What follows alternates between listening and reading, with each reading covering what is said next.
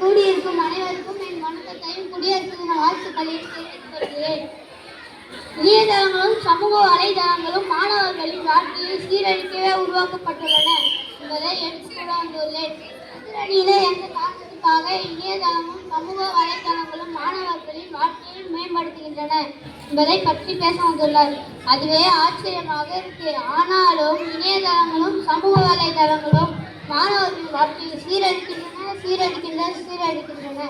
என்பதை பற்றி சரியான காரணத்தை எடுத்து கூற வந்துள்ளேன். நடுவர் அவர்களே, மாணவர்கள் பொது தேர்வு நடக்கவிருக்கும் பொழுது 4 முறை புத்தகத்தை படிக்கிறார்களோ இல்லையோ ஃபேஸ்புக் பார்க்குறாங்க, அது ஸ்டேட்டஸ் போடுறாங்க. என்னென்னு போடுறாங்க? I'm going to write public எக்ஸாம்னு போடுறாங்க. அதுக்கப்புறம் எத்தனை லைக்ஸ் வந்துருக்கு பார்க்குறாங்க. பொது தேர்வு நடக்கவிருக்கும் வினாத்தாளை விட ஃபேஸ்புக்கில் நேரத்தை செலவழிக்கிறார்கள். இது தெரிகிறதா? இணையதளங்களும் சமூக வலைதளங்களும் மாணவர்களின் வாழ்க்கையை சீரழிக்கின்றன என்பதை பற்றி சரியாக மாணவர்கள் ஒரே பக்கத்தை திருப்பி பார்த்துட்டு இருக்காங்க. இல்ல படிக்கிற மாதிரி நடிச்சுட்டு இருக்காங்க. அந்த நேரத்துல அம்மா மின்சார கட்டிடம் கட்டிட்டு வாட என்று கூறினாங்கன்னா, அம்மா என்னால் முடியாது, நான் படிச்சுட்டு கொண்டிருக்கிறேன்னு சொல்லுவாங்க. இன்னைக்குதான் கடைசி நாள் கட்டிட்டு வாடனா ஆன்லைன்ல கட்டிடலாம் சொல்லுவாங்க. இது எந்த விதத்துல சரியாகும்? வெளியே போய் தூரம் நடந்து வந்தாதான் உடம்புக்கு நல்லது. இல்லையே 40 வயதுலேயே கால் வலி, கை வலி, சக்கரை நோய் எல்லாம் வருது. இதுல தெரியுதா நம் மாணவர்கள் எவ்வளவு சோம்பேறியாக இருக்கிறார்கள் என்று. ஃபேஸ்புக், ட்விட்டர், டெலகிராம் பற்றி பார்க்கிறோம். இந்த காலத்தில் இதெல்லாம் மாணவர்கள் பார்ப்பதால் படிப்பை மறக்கின்றனர். சிலருக்கு படிப்பில் ஆர்வம் இல்லாமலே போயிடுறாங்க. இப்போ மாணவர்களுக்கு ஒரு ஜிபி டேட்டாவோட விலை தெரியுது, ஆனால் அவருக்கு தக்காளியோட விலை தெரியல. இணையதளத்தில் இல்லாத கருத்தே இல்லையாமே, எல்லா கருத்துக்களும் கொட்டி கிடக்குதாமே. அதெல்லாம் எங்கள் சித்தர் முனிவர் புலவர் எழுதின புத்தகத்தில் இருந்து எடுக்கப்பட்டன என்பதெல்லாம் எங்களுக்கு தெரியும். இது கூட எதிரணியினருக்கு தெரியவில்லையே. அதுதான் எங்கள் சித்தர் சொல்றாரு, பின்னம் போல கண்டுபிடிக்கப்படும் அந்த கண்டுபிடிப்பு மனிதனை ஆட்டி வைக்கும் என்று. காலம் கெட்டுப்போயிருக்கு நடுவர் அவர்களே, காலம் கெட்டுப்போயிருக்கு. இப்பெல்லாம் மாணவர்கள் தனது ஒத்த வயதினருடன் பழுவதை மீறி ஃபேஸ்புக்கில் ஃப்ரெண்ட் ரிக்வெஸ்ட் கொடுத்து வயது மீறியவர்களுடன் பழகுகிறார்கள். சிறிது நாள் கழித்து தெரியுது இவனும் அவனும் ஒரே குட்டையில் ஒரே மட்டைகள் என்று.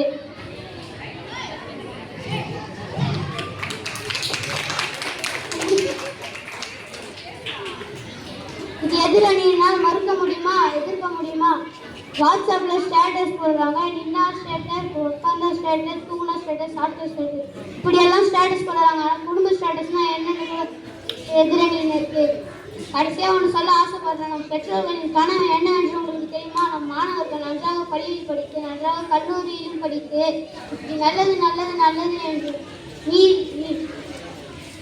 ஃபேஸ்புக்கில் கடலை போட்டுக் கொண்டிருக்கிறோம். எதிர்காலத்தில் நினைக்கும் நாமும் மாணவர் பருவத்தில் இருக்கும் பொழுது மீண்டும் புத்தகத்தை படித்திருந்தால் ஒரு டாக்டர், கலெக்டராக இருக்கும், ஏதோ ஒரு அறையில் கால் பதித்து இருக்கும். சூரியன் சித்திரம் வரைய முடியும் என்று பக்கம் சுவராக இருக்கிறது. அதில் சித்திரம் வரைய பருவத்தால் நீங்களும் எந்த துறையில் எதிர்காலத்தில் எந்த துறையில் சேர்க்கிறீர்களோ உங்களால் சித்திரம் வரைய முடியும். இணையதளங்களும் சமூக வலைதளங்களும் மாணவர்கள் வாழ்க்கையை சீரழிக்கின்றன என்று இது ஒரே முடிய.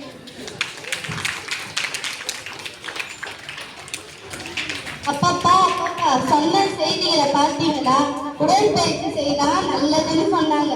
எப்படி இருந்தா டாக்டர், கலெக்டர் ஆக முடியும்னு சொன்னாங்க. இவங்க கருத்துக்களை சொல்ல நீங்க கை தட்டிய இருக்கு பாருங்க. பிரமாதம். 6ஆம் வகுப்பு தமிழ் உண்மைன்னு பேசினால் அந்த உண்மையை நீங்க ஏற்றிக்கொண்டு கை தட்டிய விதம் இருக்கு பாருங்க. இதை கேட்டுக்கொண்டிருக்கின்ற அஸ்விதாவின் நிலைமை சிக்கல்தான். அவருடைய கருத்தை நிரூபிக்க என்ன பேச போறாரு பார்ப்போம். வாங்க அஸ்விதா.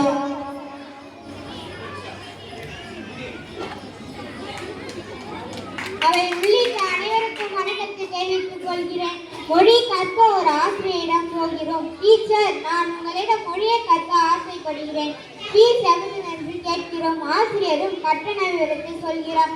ஆனால் இப்போதெல்லாம் மொழி பாடத்தை கட்டணம் இல்லாமல் யூடியூப் அனைத்து மொழிகளையும் கற்கலாமே. இதன் மூலம் தெரியலையா எத்தனை மாணவர்கள் யூடியூப் மூலம் பயனடைகிறார். இதை கூட கணிக்க முடியவில்லை. எதிரணியருக்கு சைக்கிள், பைக் இப்ப எல்லாம் எல்லா வீட்டிலேயும் இருக்கு. ஏனென்றால் இது எல்லாருக்கும் அவசியமானதாகிவிட்டது. இவை இல்லாமல் யாராலையும் வாழ முடியாது. அதுபோல இனிய சமூக வலைதளங்களும் ஒவ்வொரு மனிதனுக்கும் அவசியம்னு தோணுது. எதிரணியினர் சமூக வலைதளங்கள் மாணவர்களின் வாழ்க்கையை சீரழிக்கின்றன அப்படின்னு சொல்றதுக்கு கருத்துக்களை இணையத்திலிருந்து தானே எடுக்கிறீங்க, அதை மறைத்து பேசிக்கொண்டு இருக்கிறார்கள். இப்பெல்லாம் மாணவர்கள் நல்லா பள்ளியில் படிக்கணும்னு பெற்றோரை விட்டு தனி ரூம் எடுத்து தங்குறாங்க. சமையல் யூடியூப் பார்த்து சமைக்கிறாங்க. மாணவர்களுக்கு படிப்பில் ஏற்படும் சந்தேகங்களை தீர்த்து கொள்ள நூலகத்திற்கு செல்கிறார்கள். தேவைப்பட்டால் தேவையான புத்தகங்களை விலை கொடுத்து வாங்குறாங்க. அதன் விலை ரூபாய் 1000 இருக்கலாம். ஆனா இன்டர்நெட் கனெக்ஷன் இருந்தால் வீட்டிலேயே அனைத்து புத்தகங்களையும் படித்து விடலாம். செலவு மிச்சம். எதிரணியினர் இதை நல்லா புரிஞ்சுக்கோங்க. நம்ம ஊரில் இருக்கும் பெரியோர்கள் எல்லாம் படிக்கிற காலத்தில் பொது தேர்வு முடிவுகள் செய்தித்தாளில் தான் பார்த்திருப்பீங்க. அதுவும் கிராம பகுதிக்கு செய்தித்தாள் கிடைப்பது கஷ்டம். நகர பகுதிக்கு போய் தான் பார்க்க வேண்டும். ஆனா இப்போ கையில் ஸ்மார்ட் போனில் அனைத்து தேர்வு முடிவுகளையும் பார்க்கலாம். இப்போ உலகமே நம்ம கையில இருக்குங்க. இவ்வளவு ஏன் அரசாணைகள் கூட நம்ம சொல்ற இணையத்தில் வெளியிட்டாங்க.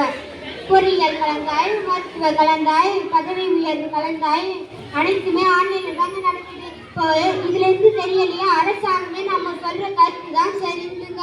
முன்பெல்லாம் மக்கள் 3 வேலைக்கு போவாங்க. 1 ஆசிரியர், 2 வியாபாரம், 2 விவசாயம், 3 வியாபாரம். ஆனா ஐடி ஃபீல்ட் வேலைக்கு போறாங்க. நாடு விட்டு நாடு, கண்டம் விட்டு கண்டம் போய் வெளிநாட்டில் இருந்தாலும் வீட்டிலேயே வேலை செய்து இருக்கிறாங்க. இன்னொரு விஷயம், 2015 டிசம்பர் மாதம் சென்னையே வெள்ளக்காடாக மாறியது. அந்த நேரத்தில் ஒரு அம்மாவுக்கு உடல்நிலை மோசமாக இருந்தது. அந்த அம்மா ஸ்டேட்டஸ் போட அதை பார்த்து யாரோ ஒருத்தர் அந்த இக்கட்டான நேரத்தில் கூட அந்த அம்மாவின் விலாசத்தை கண்டுபிடித்து அந்த அம்மாவின் மருத்துவமனையில் சேர்த்தார். மேலும் உணவு, உடை, மருந்து இல்லாமல் கஷ்டப்படுவதற்கெல்லாம் பேஸ்புக் மூலம் தன்னார்வலர்கள் ஒன்று சேர்ந்து அடிப்படை தேவைகள் கொடுத்து நிறைவு செய்து. இவங்க எல்லாம் எப்படி ஒன்று சேர்ந்தாங்க? பேஸ்புக்ல இது மறுக்க முடியுமா உங்களால? கண்ணுடையார் என்றவர் கற்றவர் முகத்திலிருந்து புண்ணுடையார் கல்லாதவர். கண்ணுடையார் என்றவர் புண்ணுடையார் இவற்றில் இல்லாதவர். எம்மொழி மறுத்திருப்பினும் வேலையுண்டாம் வேலை இல்லை. இணையதளத்தை மறுத்தவருக்கு சமூக வலைத்தளங்களும் மாணவர்களின் வாழ்க்கையை மேம்படுத்துகிறேன் என்று கூறி விடைபெறுகிறேன்.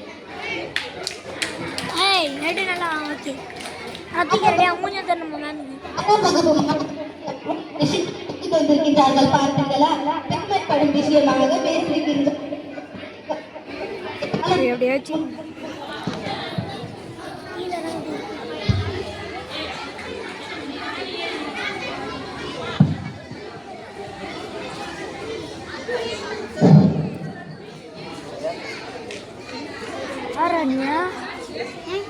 தம்பியாடா 6ஆம் வகுப்பு மாணவர்கள் எவ்வளவு விஷயங்களை தொகுத்து வந்திருக்கின்றார்கள் பார்த்தீர்களா? பெருமைப்படும் விஷயமாக பேசியிருக்கின்றார்கள். பழைய காலத்தை நம் கண் முன்னால் கொண்டு வந்திருக்கின்றார்கள். வெள்ளம் வந்த போது மக்கள் எவ்வளவு கஷ்டப்பட்டாங்கன்னு எடுத்து சொல்லியிருக்காங்க. திருக்குறளையே மாற்றி வச்சிருக்காங்க. அவ்வளவு திறமை இருக்கு மாணவர்களுக்கு. அடுத்ததாக ஜோயல் என்ன பேச போறான்னு தெரியல, பாப்போம். வாங்க ஜோயல், வாங்க.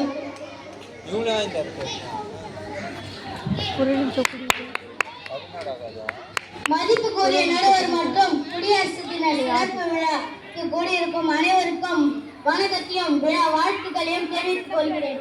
இறைவனின் படிப்பில் சிறந்த படிப்பு மனித பிறவி. அதில் மிக சக்தி வாய்ந்த பருவம் மாணவ பருவம். மிக முக்கியமானது. அந்த பருவத்தில் நல்ல பழக்க வழக்கங்களையும் ஆற்றலையும் வழிநடத்தி சென்றால் வாழ்க்கையில் எதையும் சாதிக்கலாம் என்பது உண்மை. எனவேதான்